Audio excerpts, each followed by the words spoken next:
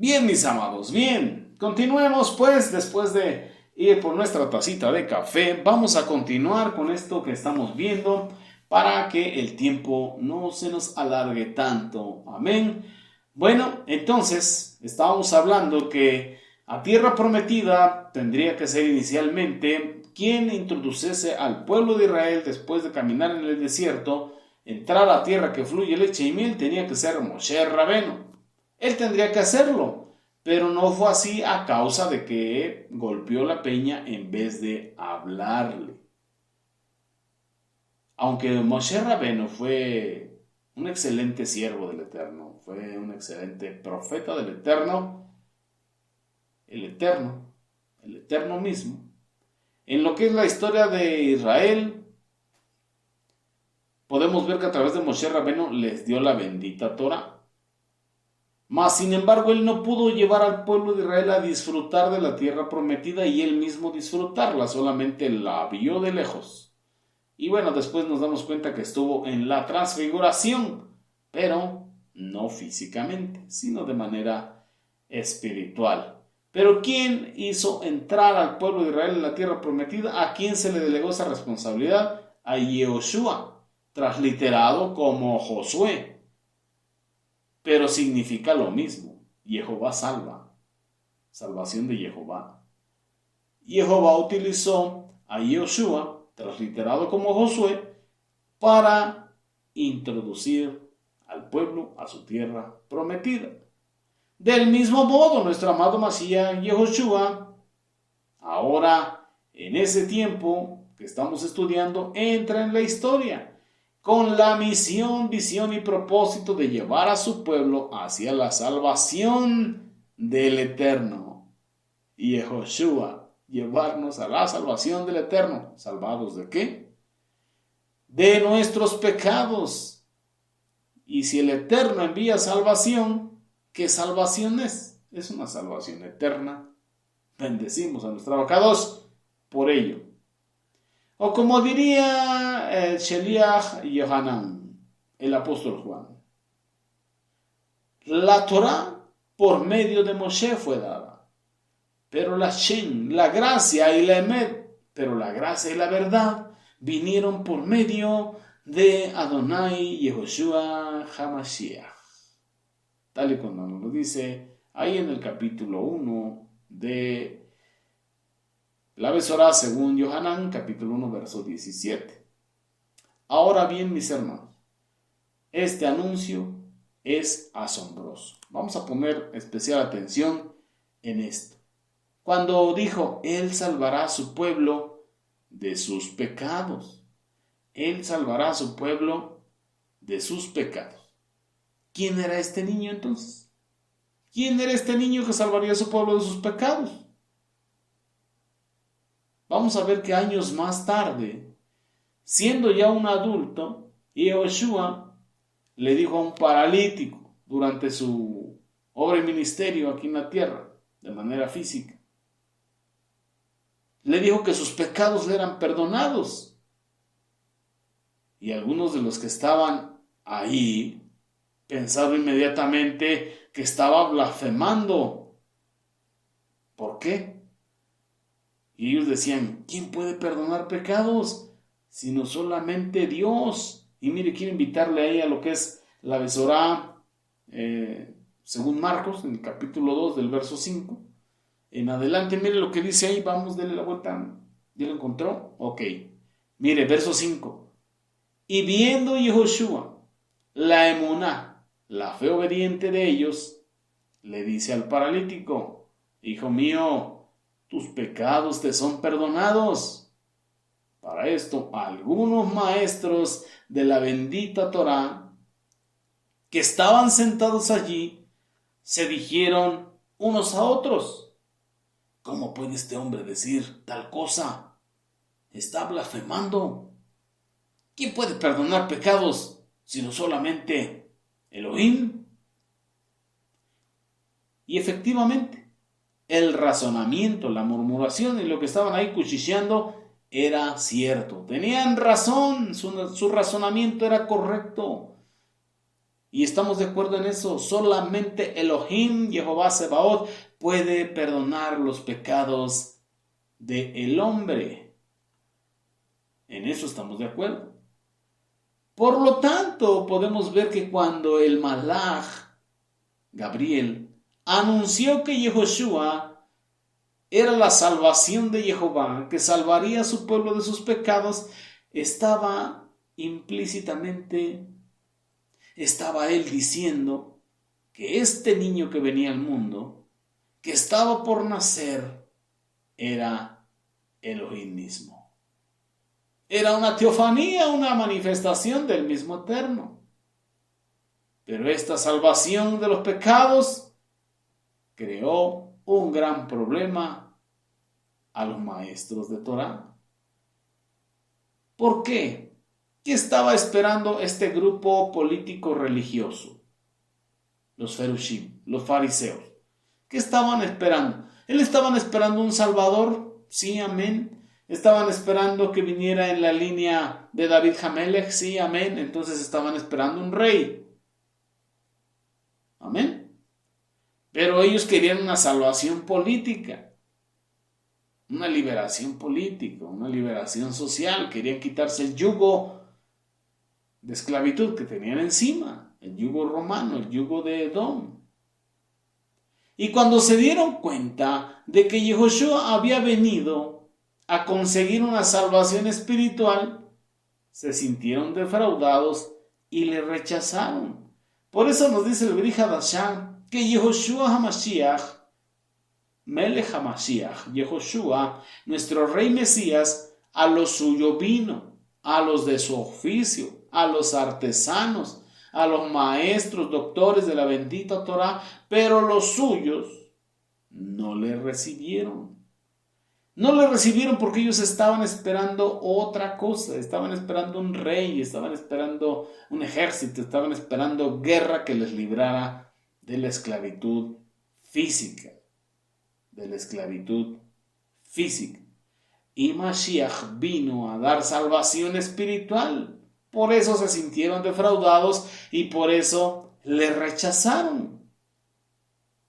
Y si nos trasladamos a estos tiempos, nos damos cuenta que hoy en estos tiempos, al igual como en aquellos días, hay muchos que creen, que tienen la idea, que tienen la certeza, que están seguros que los verdaderos problemas del ser humano tienen que ver con la falta de trabajo, con la falta de dinero, con la falta de salud, con la falta de educación, con la falta de seguridad, con la falta de bienestar, con la falta de justicia social.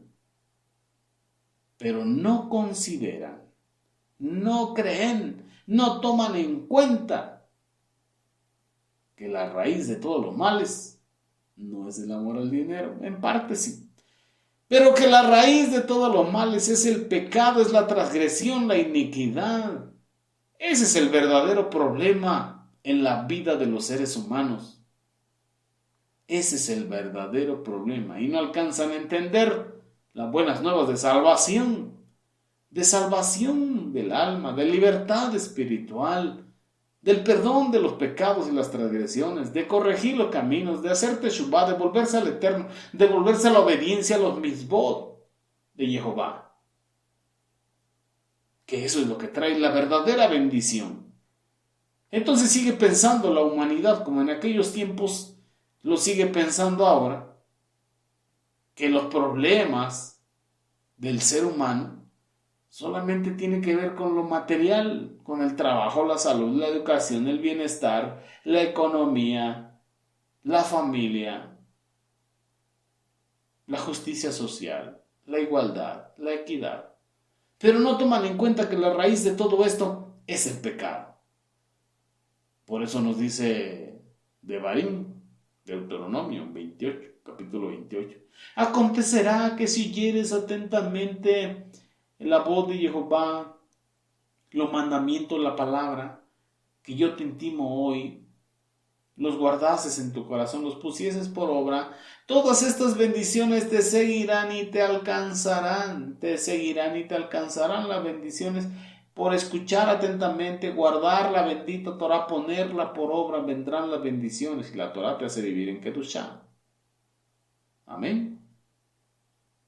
Y así como en aquel tiempo, los maestros, doctores de la bendita Torah, los fariseos, no recibieron al maestro de maestros, Amelech y Yehoshua, así en este tiempo también se rechaza. Porque se sigue buscando un bienestar material, no una redención espiritual. Y el exilio, el galut, ahorita es el galut del alma, del cual nuestro amado Mashiach Yehoshua nos ha venido a rescatar. Entonces, el diagnóstico del eterno Jehová Sebaot es diferente. Desde la perspectiva del eterno, la perspectiva divina, el pecado es lo que impide que el hombre pueda tener, recibir y disfrutar plenamente todas las bendiciones. Gadol Berajot, las grandes bendiciones que el Eterno tiene a su pueblo. Es el pecado el que impide. Mire, quiero invitarle al Tanaj, en Yesayah Haneví, en el profeta Isaías, en el capítulo 59. Vamos a leer 2 versículos. Vamos por allá al Tanaj, al primer pacto. Capítulo 59, verso 1 y 2. Ya lo tiene, mire lo que dice ahí. El brazo de Jehová no se ha cortado para salvar, y tiene buenos oídos para oír. Mire, mas vuestras iniquidades han hecho división entre vosotros y vuestro Elohim, y vuestros pecados han hecho ocultar su rostro de vosotros para no oír. Entonces es el pecado el causante de que el ser humano no pueda recibir las grandes bendiciones que el Eterno tiene para el ser humano. Por causa del pecado se ha levantado una barrera, un muro intermedio que hay que quitar de en medio. Ay, valga la redundancia, salió un verso sin esfuerzo.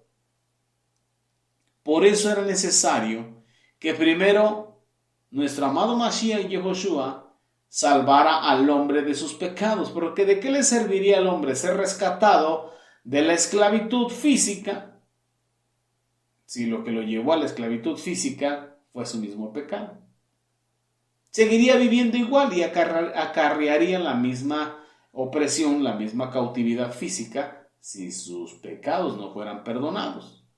Por eso era necesario que Mashiach Yehoshua viniese primero como Mashiach ben Yosef, para el perdón de nuestras transgresiones, para el perdón de nuestros pecados, para hacer la teshuvah, para volvernos al Eterno, por medio de su obra redentora en el madero de sacrificio, el derramamiento de su sangre. Aleluya. Y bueno, por otro lado también nos afirma y nos enseña que Él salvaría a su pueblo. Y esto nos trae otra interrogante. Esto nos lleva a preguntarnos o a realizar otra pregunta. ¿Quién es su pueblo? ¿Quién es su pueblo? Si vino a salvar a su pueblo de sus pecados, ¿quién es su pueblo? Y muchos contestarán sin duda, no, pues los judíos. Porque la salvación viene de los judíos. La salvación viene de los judíos por la tribu de Yehudá, en el linaje de Yehudá. Bendito sea el Eterno. Y sí vino la salvación por medio de la tribu de Yehudá, tanto para el pueblo de Israel como para los Yehudim, claro que sí. Pero, ahí tenemos un pero. ¿Qué pensarían? ¿Qué pensarían si el pueblo de Israel no solamente fuese los judíos? ¿Qué pensarían? ¿Cómo lo tomarían? El pueblo de Israel, el pueblo del Eterno, no solamente es el pueblo de Yehudá o lo que conocemos ahora como la nación de Israel y los hermanos judíos en sus diferentes denominaciones. Cuando nosotros continuamos leyendo la Besorá según Matetillá, nos vamos a dar cuenta que Adonai Yehoshua, él dijo, palabras textuales, que algunos que se creían pueblo del Eterno serían excluidos del Malhut Shamayim. Que algunos serían excluidos del reino de los cielos, mientras que otros que no eran pueblo, descendientes físicos de Abraham, serían incluidos en el pueblo. Entonces, ¿cuál es su pueblo? Quiero invitarle ahí a Matetillá, capítulo 8, versículo 5. Vamos para allá rápidamente. Ok. Capítulo 8, verso 5. Cuando Yehoshua entraba por Cafarnaúm, vino un oficial romano, y suplicó ayuda y dijo, Adón, mi criado está postrado en casa, está paralizado y está sufriendo de manera terrible. Y Yehoshua le contestó, yo iré y le sanaré. Pero el oficial respondió, Rabí, maestro, no estoy listo para que entres en mi hogar, no soy digno de que lo hagas. Más bien, si solo das la orden, mi criado sanará, pues yo también soy hombre bajo autoridad y tengo soldados bajo mis órdenes. Y digo a este ve, y él va. Y a otro le digo ven, y él viene. Y si a mi siervo, a mi esclavo le digo haz esto, él lo hace. Oyendo esto, Yehoshua se maravilló y dijo a los que le seguían, de cierto os digo, ni aun en Israel he hallado tan grande emuná, tanta fe. Además les digo, que muchos vendrán del este y del oeste a tomar sus lugares en el banquete del reino de Elohim, con Abraham, con Isaac y con Jacob. Pero aquellos nacidos para el reino serán echados afuera, en la oscuridad. Ahí será el lloro y el crujir de dientes. Ahí será el lloro y el crujir de dientes. Entonces está hablando de que de los 4 puntos cardinales traería a otros que serían parte de ese pueblo. Entonces aquí el factor determinante que podemos ver es la emuná. La emuná, la fe perfecta, la fe que es completa, la fe que es madura. Y por eso, siguiendo las enseñanzas de nuestro amado Mashiach Yehoshua, los talmidim, los apóstoles, llegaron a decir que Abraham es el padre de todos los que creen, sean judíos o sean los Melhaoyim de los gentiles, de la multitud de naciones. ¿Dónde podemos ver esto? Lo podemos ver a través de los textos de Sheliach Shaul, del apóstol Pablo. Vamos ahí a la carta de los Romanim, en el Brit Hadashah. Vamos al capítulo 4, en el verso 16. Vamos para allá rápidamente, amados Ahim Behayot. Ya lo tiene usted, mire lo que dice. Beshem de Joshua HaMashiach, verso 16. La razón por la cual la promesa es basada en la emuná es porque es un don gratuito de Elohim, del Eterno. Una promesa con la cual puede contar toda su simiente. No solo aquellos que viven dentro del marco de la bendita Torá, sino también los que tienen la emuná que tuvo Abraham Avinu, quien es el padre de todos nosotros. ¿Cuándo tuvo esta emuná?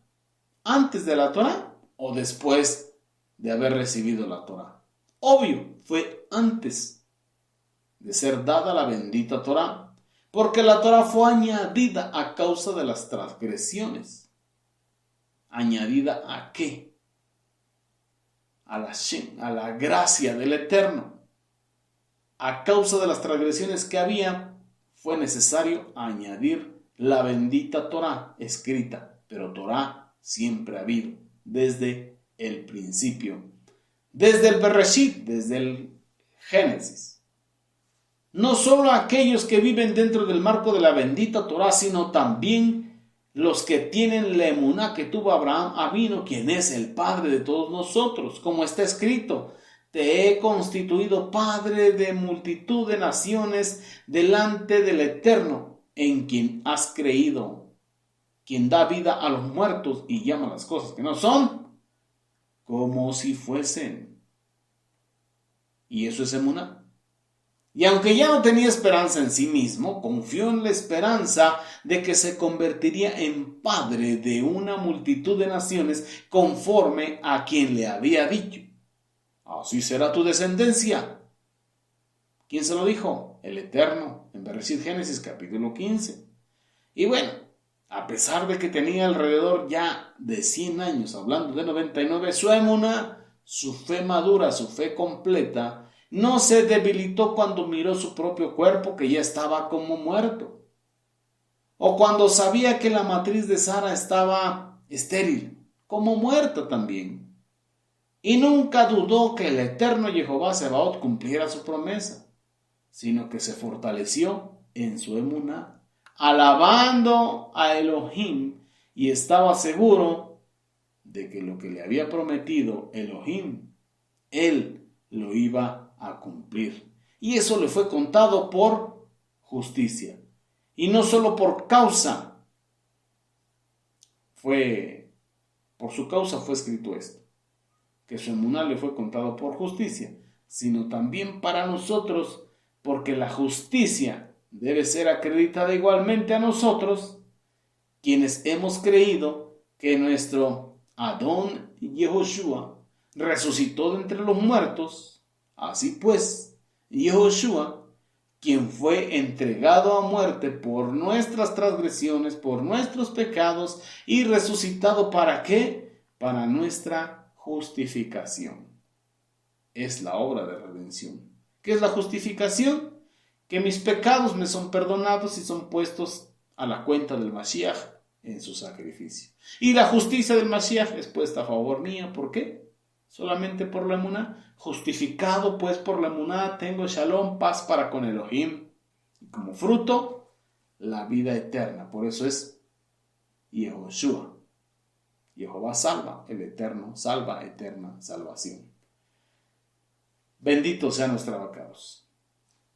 Entonces, el Adón se refirió a este hecho cuando dijo que tenía también otras ovejas que no eran de este redil, a las que también debía traer, para que hubiese un solo rebaño y un solo roé, un solo pastor. Y mire, quiero invitarle ahí la Besorá Yohanan, capítulo 10, verso 14. Vamos para allá rápidamente, mis amados Ajim Behayot. ¿Ya lo tiene? Besorá según Yohanan, Evangelio de Juan, capítulo 10, verso 14. Vamos a leer rápidamente. ¿Qué dice? Yo soy el buen pastor. Yo conozco mi rebaño y mi rebaño me conoce. Así como mi Abba, así como mi Padre me conoce y yo conozco a mi Padre, y yo doy mi vida por el bien de mi rebaño, pero tengo otras ovejas que no son de este redil, también debo traerlas. Ellas también oirán mi voz y habrá un rebaño y un solo pastor. Un solo rebaño y un solo pastor. Por lo tanto, mis amados hermanos, el pueblo al que Yehoshua HaMashiach había venido a salvar no puede ser identificado con ninguna raza, con ningún linaje, con ningún color, aunque es cierto que en primer lugar vino a salvar a los hijos, a los Yehudim, conforme nos lo dicen las Escrituras. Así pues, la venida de nuestro amado Mashiach y Yahushua se realizaría cumpliendo estrictamente todo lo que está en la bendita palabra del Eterno, en lo que es la bendita Torá, el Tanaj, los Nevim, los profetas. Todo lo que se conoce como el primer pacto, Tanaj, o el Antiguo Testamento en las religiones. Todo lo que está ahí anunciado tendría que cumplirse en él. Por eso es que Mateo justifica con frecuencia muchos detalles de la vida y obra de Adonai Yehoshua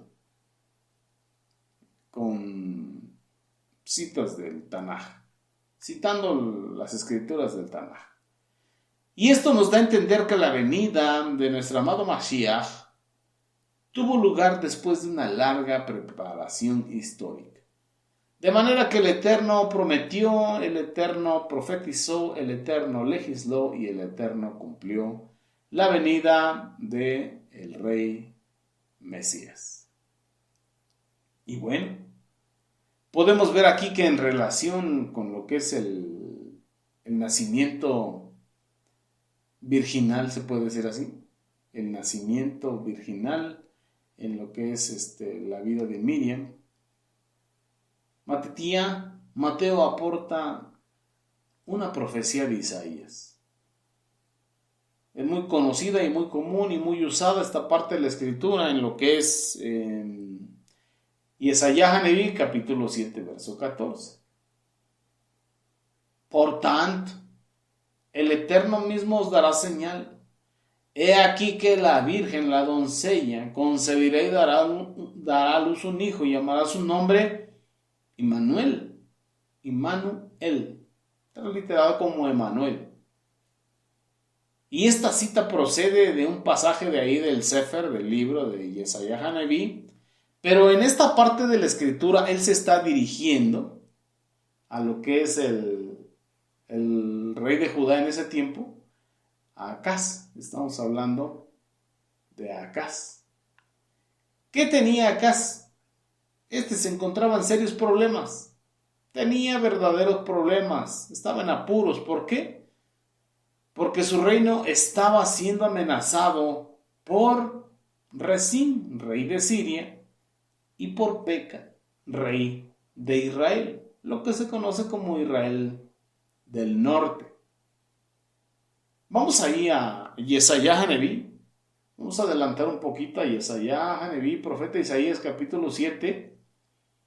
Pero del verso 1 al 6 le vamos a leer primeramente, con el favor del Eterno. Y nos dice